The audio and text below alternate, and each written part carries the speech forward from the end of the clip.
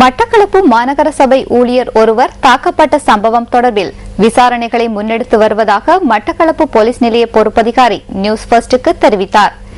இதேவேளை குறித்த தாக்குதலை கண்டித்து மட்டக்களப்பு மாநகர சபை சுகாதார ஊழியர்கள் இன்று பணி பகிஷ்கரிப்பில் ஈடுபட்டனர்.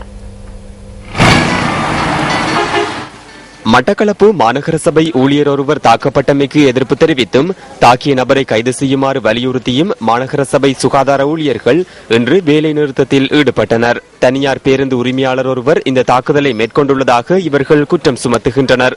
இதன் காரணமாக மட்டக்களப்பு மாநகர சபை சுகாதார ஊழியர்கள் தனியார் போக்குவரத்து நிலையத்திற்கு சென்று தமது எதிர்ப்பை வெளிப்படுத்தினர். இதனால் சுமார் 2 மணி நேரம் தனியார் பஸ்கள் சேவையில் ஈடுபடவில்லை என எமது பிராந்திய செய்தியாளர் குறிப்பிட்டார். பின்னர் மட்டக்களப்பு மாநகர சபை ஆணையாளர் மற்றும் மட்டக்களப்பு தலைமையக போலீஸ் நிலைய பொறுப்பதிகாரி ஆகியோர் குறித்த இடத்துக்கு சென்று சுகாதார ஊழியர்களுடன் கலந்துரையாடி பிரச்சினைக்கு தீர்வினை பெற்றுத் தருவதாக கூறியுள்ளனர். இதன் பின்னர் மட்டக்களப்பு மாநகர